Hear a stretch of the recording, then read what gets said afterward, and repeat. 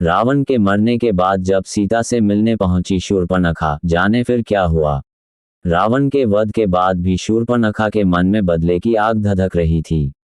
जब राम ने सीता को त्यागा उसके बाद शूर्पणखा उन्हें भड़काने पहुंची। सीता ने कुछ ऐसा कहा जो हम सबके जीवन का मंत्र बन सकता है। रामायण और महाभारत की कथाएं हमने जीवन जीने की सीख देती हैं। रामायण की मुख्य कहानी तो हम सब पढ़ते, सुनते और देखते हैं। हालांकि कुछ ऐसे किस्से भी हैं जो कम लोग जानते हैं। रामायण के हर पात्र से कुछ न कुछ सीख मिलती है। इसमें वर्णित घटनाएं भी हमें जीवन जीने और रिश्ते निभाने की कला सिखाती हैं। रामायण शूर्पणखा की भूमिका काफी अहम रही है। एक कथा के मुताबिक रावण के मरने के बाद शूर्पणखा सीता जी से मिलने पहुंची थी।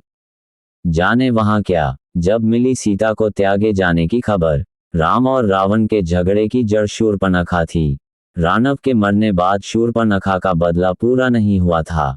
जब शूर्पणखा को पता चला कि राम ने सीता को त्याग दिया है, उस वक्त उसने सोचा कि सीता के जले पर नमक छिड़कने का वक्त है।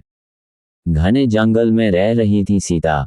राम ने रावण का वध किया और वह अयोध्या लौटे तो उनकी प्रजा ने सीता की पवित्रता पर सवाल उठाया। पति का मान रखने के लिए गर्भवती सीता वन में रहने चली गई थी। वह घने जंगलों में गई जहां वाल्मीकि मिले। उन्होंने सीता को अपने पास शरण दी। जब सीता शांति के साथ वहां रह रही थी तो शूर्पणखा उनसे मिलने पहुंची। बदल चुका था सीता का जीवन। सीता का जीवन बदल चुका था। वह एक ऐसी महिला थी जिनके पति ने इसलिए साथ छोड़ा क्योंकि वह किसी और पुरुष के घर पर रुक कर आ रही थी। इस बात से शूर्पणखा काफी खुश थी। वह उनका मजाक उड़ाने पहुंची। शूर्पणखा ने भरे सीता के कान। शूर्पणखा ने सीता के पास जाकर उन्हें याद दिलाया कि राम ने कभी उसका तिरस्कार किया था। आज सीता के साथ भी वही किया। उसने सीता को याद दिलाया कि दशरथ पुत्रों की वजह से उसे कितना कष्ट झेलना पड़ा। अब सीता भी राम की वजह से कष्ट में है। मुस्कुराहट से सीता ने किया पलटवार। सीता ने शांत भाव से शूर्पणखा को बैठाया और बेर दिए। कहा कि ये उतने ही मीठे हैं जितने की मंदोदरी की बगिया के थे। उकसाने से प्रभावित सीता को मुस्कुराते देखकर शूर्पणखा और तिल मिला गई। उसे उम्मीद थी कि सीता दर्द से तिल मिलाएंगी। वह उन्हें कष्ट में देखकर खुद खुश होना चाहती थी, क्योंकि जाए प्यार के बदले प्यार की उम्मीद। सीता जरा भी दुख में नहीं दिख रही थी। उन्होंने अपनी किस्मत और उस दर्द को स्वीकार कर लिया था। शूर्पणखा को तिल मिलाया देखकर सीता जी बोली, मैं अपने आसपास के लोगों से कब तक प्यार के बदले प्यार पाने की उम्मीद करूं। सीता ने दी बिना शर्त के प्यार करने की सीख। सीता बोली, खुद में वह शक्ति पैदा करो कि दूसरे तुम्हें प्यार न करें फिर भी तुम उन्हें प्रेम कर सको। सीता को इतनी शांति से बातें करते देख शूर्पणखा परेशान हो गई। उसने भड़काया कि क्या सीता को न्याय नहीं मिलना चाहिए। इस पर सीता बोली, जिन्होंने गलती की उन्हें खुद ही सजा मिल गई है। जिस दिन से दशरथ पुत्र ने उन्हें छोड़ा है, उन्हें एक क्षण के लिए भी शांति नहीं मिली। पीड़ा देने वाले को होता है ज्यादा कष्ट। सीता ने शूर्पणखा को सलाह दी कि पुरानी बातें भूलकर आगे बढ़े। जिन्होंने उन्हें दुख दिया है वे अपने दिमाग से ये बातें नहीं हटा पाएंगे, लेकिन वह हटा सकती है। सीता ने शूर्पणखा से कहा कि उसने खुद को पीड़ित बना रखा है। बदले की आग में वह सिर्फ रावण जैसे ही बनती जाएगी। सीता बोली, अपने भाई सगे संबंधियों के मरने और महल जलने से ऊपर उठे। संस्कृतियां आएंगी जाएंगी, राम रावण भी आते जाते रहेंगे, प्रकृति ऐसी ही रहेगी। सीता बोली, मैं इसका ही आनंद ले रही हूँ।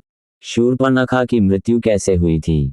शूर्पणखा ने पंचवटी में जाकर भगवान राम और लक्ष्मण को विवाह का प्रस्ताव दिया और सीता पर आक्रमण करने के बाद लक्ष्मण ने क्रोध में उसकी नाक काटी थी। पौराणिक कथाओं के अनुसार यह माना जाता है कि जहां शूर्पणखा की नाक कटी वह स्थान नासिक नाम से प्रसिद्ध हुआ है। रावण की मृत्यु के बाद शूर्पणखा का क्या हुआ था। कहते हैं कि रावण की मौत के बाद शूर्पणखा विभीषण के साथ लंका में ही रह गई थी। कुछ कहानियों के अनुसार वह तपस्या करने चली गई थी। कुछ सालों के बाद शूर्पणखा और उसकी सौतेली बहन कुंभिनी समुद्र के किनारे मृत अवस्था में पाई गई थी। शूर्पणखा जिंदा है। हालांकि वाल्मीकि ने शूर्पणखा का कोई और उल्लेख नहीं किया है, लेकिन ये सुझाव दिया गया है कि विभीषण के रावण के राजा बनने के बाद भी वह लंका में ही रही। माना जाता है कि कुछ साल बाद वह और उसकी सौतेली बहन कुंभिनी समुद्र में दुखद रूप से मर गईं। शूर्पणखा की नाक क्यों काटी गई? वह राम की मर्दाना सुंदरता की प्रशंसा करती है और उनसे विवाह करने के लिए कहती है। वह मना कर देता है और कहता है कि वह अपनी पत्नी सीता के प्रति वफादार है। गुस्से में शूर्पणखा सीता के बारे में अपमानजनक टिप्पणी करती है और उसे खाने की धमकी देती है। लक्ष्मण सीता की रक्षा के लिए आते हैं और क्रोध में शूर्पणखा की नाक काट देते हैं। शूर्पणखा पूर्व जन्म में कौन था? कहा जाता है कि शूर्पणखा पिछले जन्म में एक अप्सरा थी जिसका नाम नयनतारा था, जिसे इंद्र ने वज्रा नाम के ऋषि की तपस्या को रोकने के लिए भेजा था। तपस्या भंग होने पर ऋषि ने नयनतारा को राक्षसी होने का श्राप दिया था। मेरी यह जानकारी आपको अच्छी लगी हो तो मेरे चैनल को सब्सक्राइब करें, वीडियो को लाइक करें और कमेंट करें। धन्यवाद। राधे राधे।